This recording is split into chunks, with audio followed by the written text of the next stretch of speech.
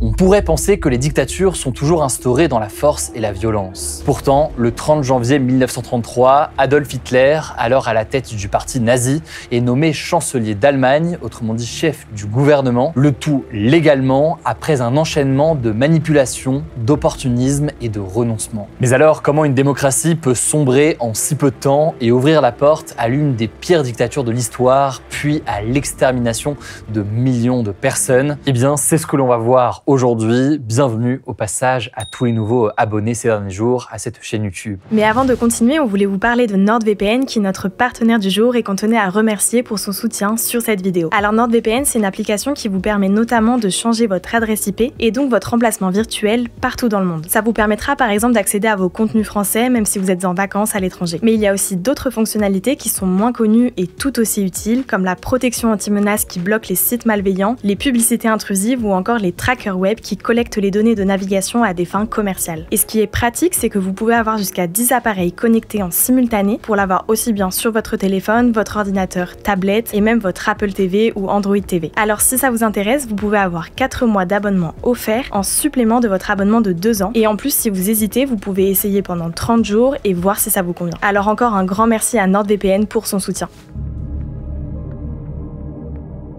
Alors avant de rentrer dans le vif du sujet, il faut bien comprendre le contexte de l'Allemagne au début du siècle. Alors pas d'inquiétude, on ne va pas refaire toute l'histoire du pays, mais je ne vous apprends rien. Dès 1914, l'Empire allemand est en guerre avec la France, le Royaume-Uni, la Russie ou encore les États-Unis. À cette période, toute la société allemande est mobilisée dans une économie de guerre totale et les autorités militaires ont de plus en plus d'influence sur les décisions politiques. Mais à partir de 1917, la situation se dégrade. Il y a de nombreuses pénuries et les pertes sur le front sont absolument colossales. À ce moment-là, l'autorité militaire, qui est incarnée par le maréchal Paul von Hindenburg et le général en chef des armées Erich Ludendorff, a une influence quasiment dictatoriale, mais refuse pourtant d'assumer la responsabilité de la défaite de la guerre. Les deux hommes de l'armée préfèrent faire porter cette responsabilité sur la population et sur les responsables politiques. En gros, c'est un récit selon lequel l'Allemagne n'a pas été vaincue militairement, mais poignardée dans le dos par des groupes de l'intérieur. Parmi les groupes cités, la population civile, les partis politiques, les syndicats, les socialistes et parfois les juifs, qui auraient, selon eux, ruiné l'effort de guerre par des grèves, des révoltes ou des trahisons. Ce récit est donc largement propagé, notamment par les militaires et par la droite nationaliste, pour dédouaner l'armée de ses échecs et pour maintenir le prestige des militaires. Alors, suite à la défaite de l'Allemagne en 1918, l'Empire allemand, le Deuxième Reich, s'effondre. Il va laisser place à la République de Weimar, une république qui est alors instaurée pour stabiliser le pays et pour tenter de négocier la paix avec les alliés, autrement dit donc le camp ennemi. Alors dans sa forme, et vous allez le voir, c'est un sujet important pour la suite, la République de Weimar, c'est un régime politique avec un président qui est élu par la population. En l'occurrence ici, c'est le maréchal Paul von Hindenburg qui nomme ensuite un chancelier. Le chancelier à l'époque, c'est l'équivalent du premier ministre en France. Et ce dernier va gouverner avec le Parlement, qui s'appelle donc le Reichstag, dont les députés sont élus via des élections législatives, là aussi un petit peu comme en France. À noter au passage que le président ici n'a aucune obligation de nommer un chancelier qui serait issu d'une majorité au Parlement. Mais cette nouvelle république, ce qu'il faut comprendre, c'est qu'elle est très rapidement fragilisée par le traité de Versailles, qui est signé en 1919 et qui est particulièrement sévère à l'égard de l'Allemagne. Le pays se voit alors amputé de 13 à 15% de son territoire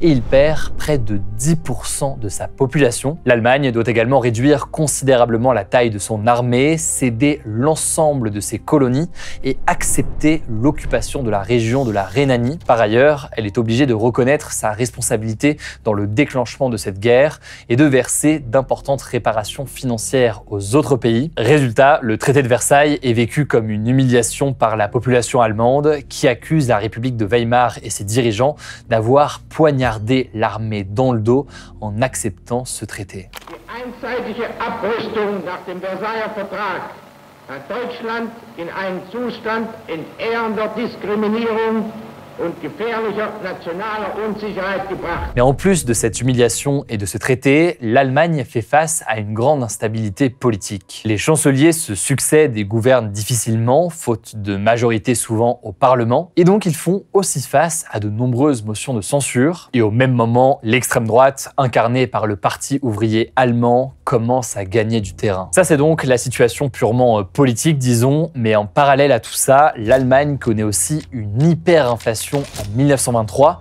donc une augmentation très importante des prix, qui va ruiner les économies de la classe moyenne et de la classe la plus populaire, et qui va accentuer, là aussi, la défiance envers la République de Weimar. Mais la situation s'aggrave encore davantage avec la crise économique mondiale de 1929, puisque l'Allemagne, elle est frappée de plein fouet. L'Allemagne qui dépend fortement des crédits et des investissements américains, où la crise financière donc a débuté. Résultat, la production industrielle allemande s'effondre, des milliers d'entreprises font faillite et le chômage explose. Pour vous donner un ordre de grandeur, c'est vraiment frappant. Il y a environ 3,5 millions de demandeurs d'emploi allemands en 1930 et 2 ans après, ils sont plus de 6 millions. Cette pauvreté s'accompagne donc d'une perte de repères. Et alors que le pays est déjà marqué par l'humiliation du traité de Versailles et la défaite de 1918, ce climat, il va favoriser un sentiment d'impuissance, de découragement, voire de résignation. Beaucoup d'Allemands vont perdre confiance dans l'avenir et dans les institutions. Et c'est dans ce contexte déjà très difficile qu'Adolf Hitler va réellement émerger.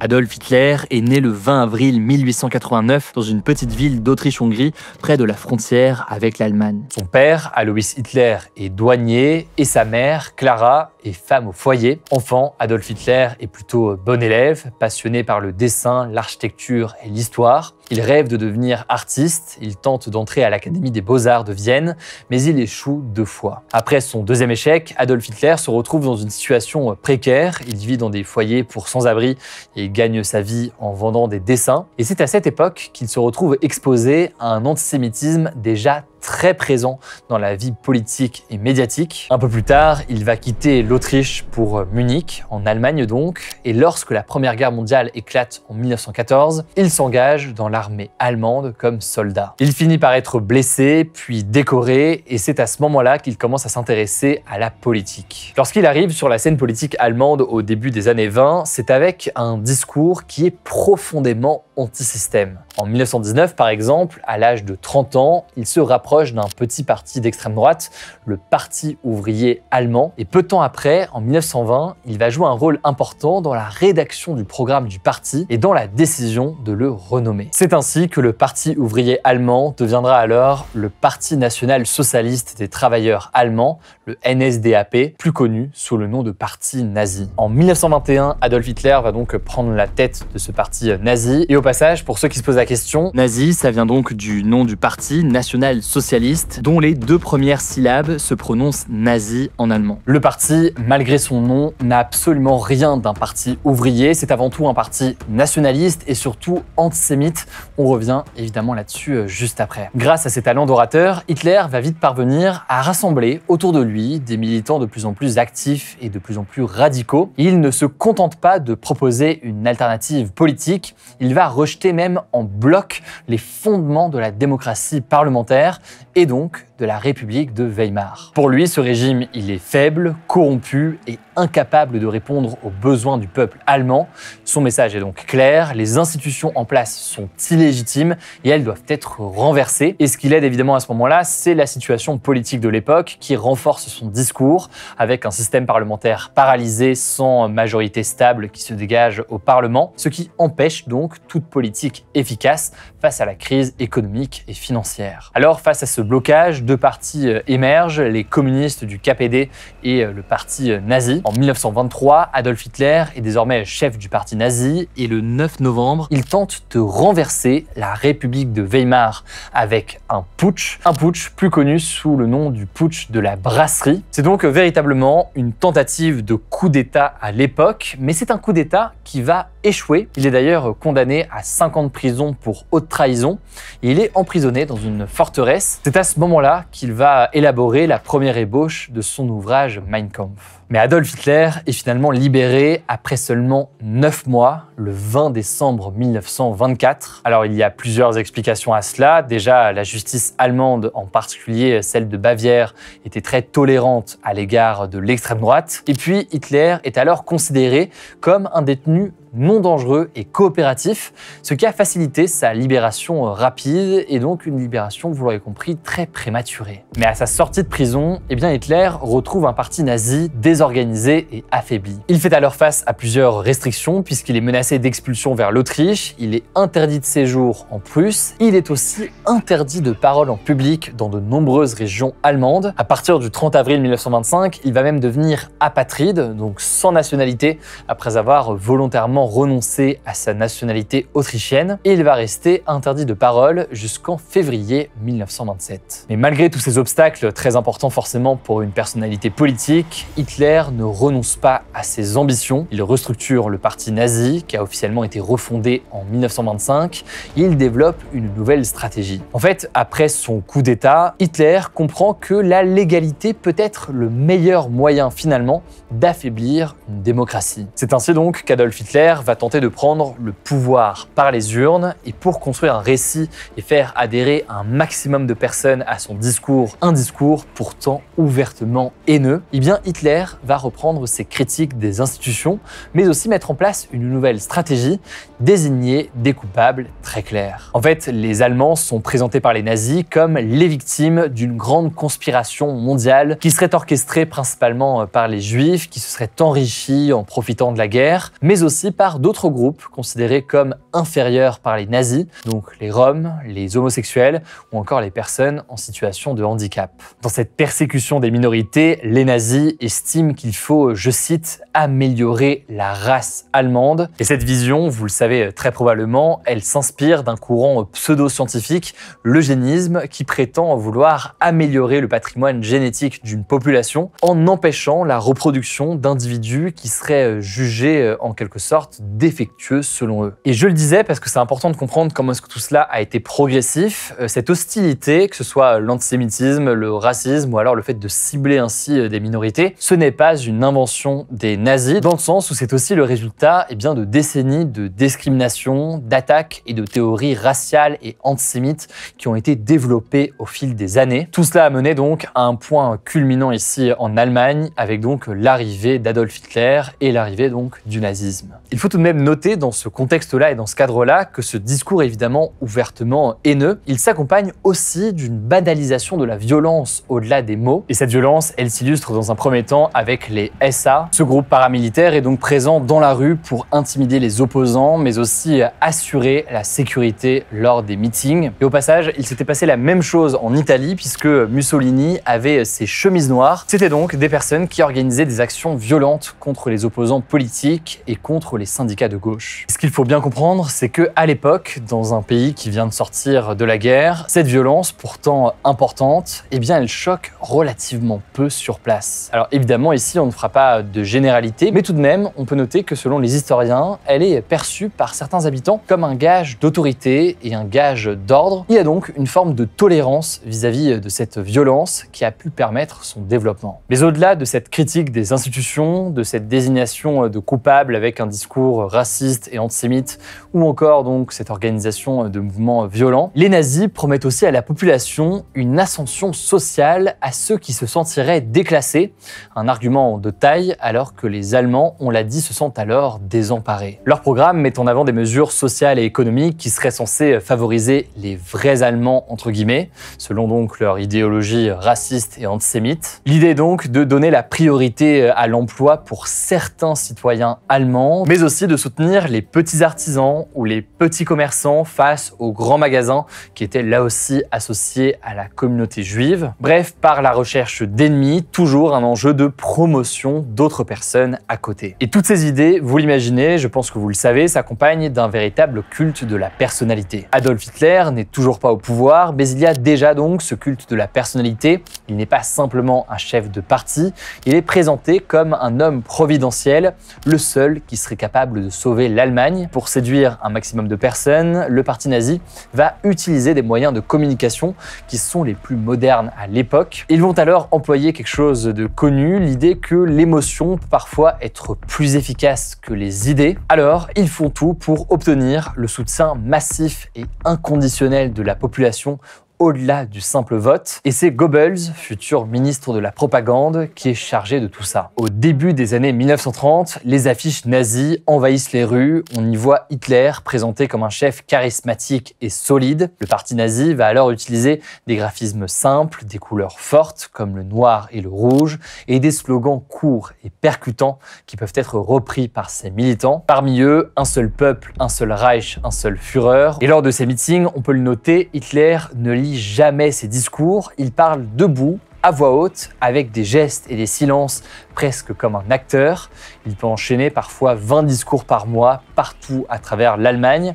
Il va utiliser un langage simple, direct et répété souvent en ses phrases clés, ce qui rend son message très facile à retenir. Cette façon de s'exprimer, proche du théâtre, elle est finalement caractéristique de nombreux régimes fascistes. Elle vise à créer un sentiment d'unité et de ferveur collective et à susciter une adhésion totale autour d'une seule et même personne. Pour accompagner ces discours, les nazis vont aussi produire leurs propres journaux, avec certains journaux qui vont diffuser leur idéologie, leur haine des juifs, des communistes et de la République. Ils vont aussi publier leurs propres brochures, leurs tracts, leurs bandes dessinées, parfois imprimées en millions d'exemplaires, avec des messages donc adaptés à chaque public. Et donc, selon les populations, selon les personnes, ils auront soit un discours anti-système pour les déçus de la République, ils auront aussi un discours nationaliste pour les anciens soldats, ou encore un discours anticommuniste pour les chefs d'entreprise et un discours centré sur la famille, notamment pour les mères. Enfin, dernière chose, grâce à la radio, qui était un média très utilisé à l'époque, la voix d'Hitler entre dans tous les foyers. Et même si tout le monde ne possède pas une radio, les discours sont diffusés dans les cafés, dans les marchés et dans les lieux publics. Et ce qu'il faut alors comprendre, c'est que cette propagande, elle fonctionne très bien chez quasiment toutes les classes sociales. On peut parler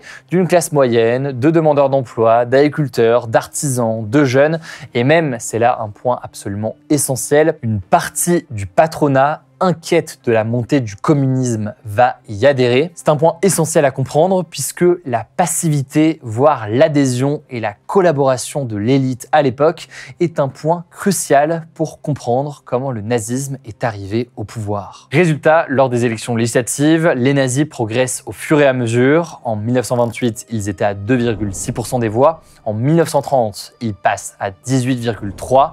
Et enfin, en juillet 1932, ils passent à 37,3% des voix. Mais finalement, avec 37,3% des voix, il n'y a pas de majorité pour eux. C'est donc une progression fulgurante et inquiétante, mais c'est une victoire pour eux en quelque sorte en demi-teinte. Et finalement, vous allez le voir, c'est une série de décisions politiques, non pas des nazis, mais de partis traditionnels qui vont propulser Hitler au pouvoir.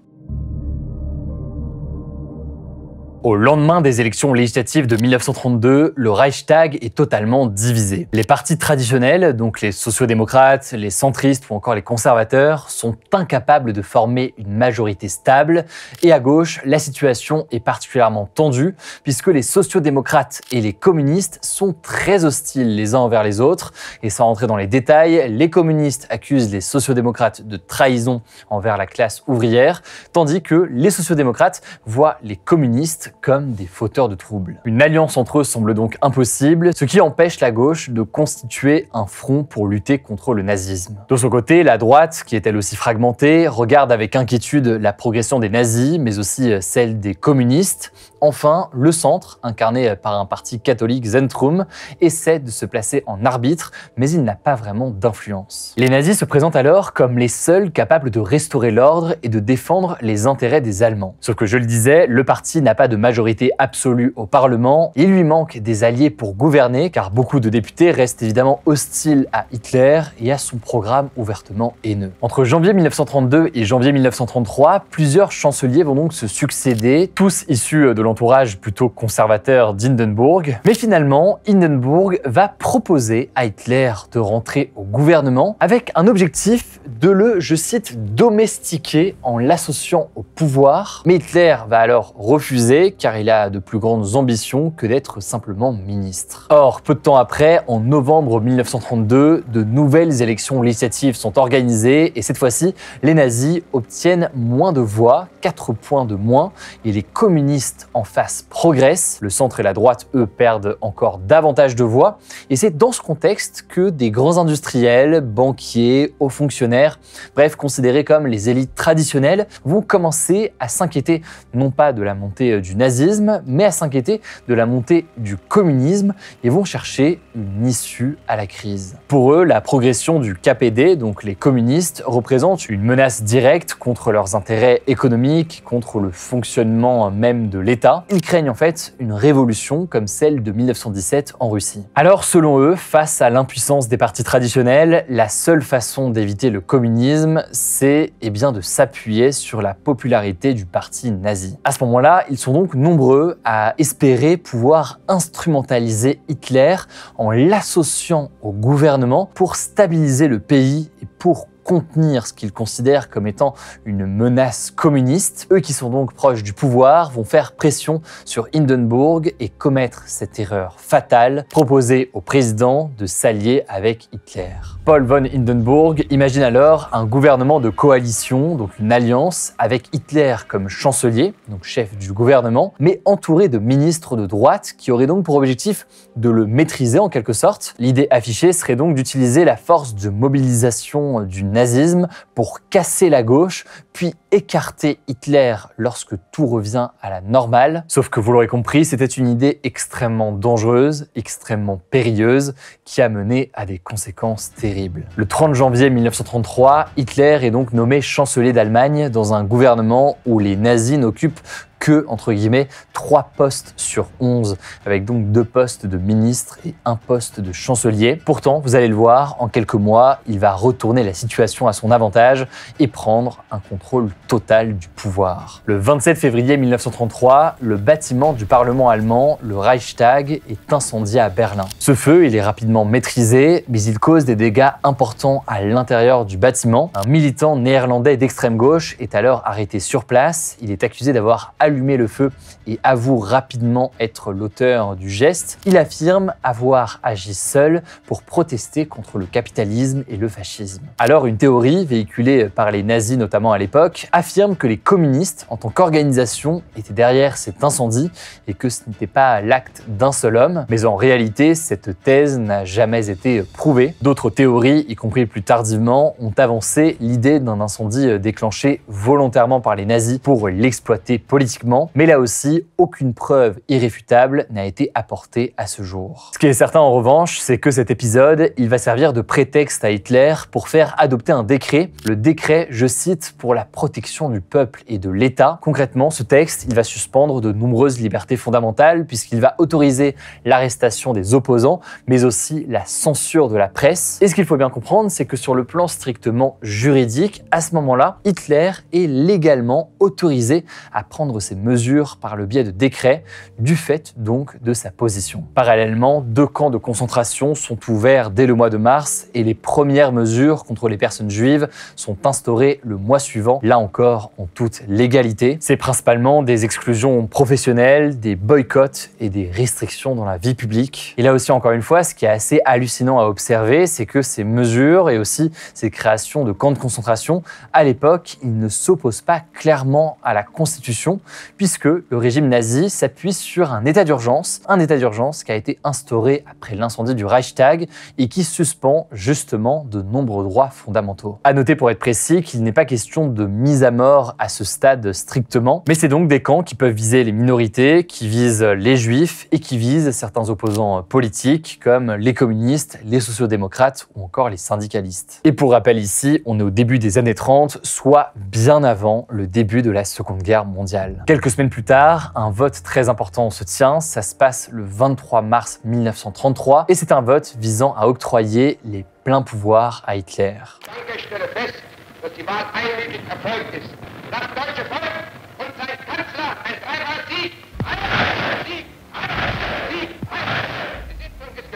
C'est donc un vote, mais il faut tout de même noter que c'est un vote qui se déroule dans des conditions extrêmement tendues, avec les SA et les SS, donc les paramilitaires nazis, qui encerclent le Parlement et en filtrent l'accès. Certains députés, notamment communistes et sociodémocrates, sont arrêtés, empêchés de siéger et même menacés physiquement. C'est dans ce contexte-là que cette loi des pleins pouvoirs est donc adoptée, une loi qui donne au gouvernement et donc à Hitler le droit de proclamer des lois sans passer par le vote du Parlement. C'est ainsi donc que le Troisième Reich est officiellement installé. Et par la suite, les choses vont aller très vite. En à peine quelques mois, tous les partis politiques sont interdits, les syndicats sont dissous et l'Allemagne devient véritablement un régime totalitaire. C'est donc un échec absolu et total de la stratégie des élites à l'époque, en croyant utiliser Hitler contre les communistes pour s'opposer à un régime qui mettrait à mal leurs entreprises. Elles ont finalement ouvert la voie à un totalisme destructeur. Et d'ailleurs, on peut noter au passage que beaucoup de ceux qui pensaient pouvoir manipuler Hitler se retrouvent eux-mêmes mis à l'écart, voire persécutés. Et au passage, il ne faut pas non plus oublier le rôle des élites européennes dans tout cela. Dans les années 1930, certaines élites politiques et économiques, que ce soit en France ou au Royaume-Uni, voient d'un bon œil la montée du nazisme et la montée d'Hitler, qu'elles considèrent comme étant pour eux aussi un rempart contre l'Union soviétique et contre le communisme. Ils vont donc fermer les yeux sur les violences et sur certaines persécutions commises par les nazis, en espérant ainsi que l'Allemagne redevienne un partenaire fiable dans l'équilibre européen. Cette complaisance internationale a donc renforcé la position d'Hitler, qui s'est senti de plus en plus libre d'imposer sa politique, et ce sans avoir peur de sanctions venant d'autres pays. En 1933 donc, Hitler peut faire ce qu'il veut, il tient l'Allemagne entre ses mains, il est prêt à imposer sa vision du monde, et le tout sans aucun contre-pouvoir. À la mort du président Hindenburg en août 1934, Hitler décide de ne pas organiser de nouvelles élections présidentielles. Le gouvernement nazi promulgue alors une loi qui va fusionner les fonctions de président et de chancelier, une fusion qui lui permet en toute logique de devenir le chef suprême de l'État et du gouvernement. Et quelques jours plus tard, dans l'objectif de donner un semblant de démocratie à la chose, un référendum populaire est organisé sous contrôle du régime nazi pour valider cette décision. Et dans ce contexte-là et ce contrôle-là, le oui l'emporte à une très large majorité. La suite, vous la connaissez, la terreur, la persécution, l'horreur et quelques années plus tard, la Seconde Guerre mondiale. Alors j'espère que ce sujet vous aura intéressé, ça nous semblait important et intéressant de revenir sur cette période historique et sur ces mécaniques d'arrivée au pouvoir de régimes totalitaires. N'hésitez pas à me dire directement dans les commentaires si cette vidéo vous a plu. N'hésitez pas à vous abonner aussi à cette chaîne YouTube, je vous laisse vérifier si ce n'est pas encore le cas, et pour découvrir les vidéos suivantes, que ce soit nos décryptages, nos reportages ou nos interviews. On a d'ailleurs réalisé il y a quelques semaines une interview de Judith, une rescapée des camps d'Auschwitz-Birkenau. Merci pour votre confiance et on se dit à très vite pour une nouvelle vidéo.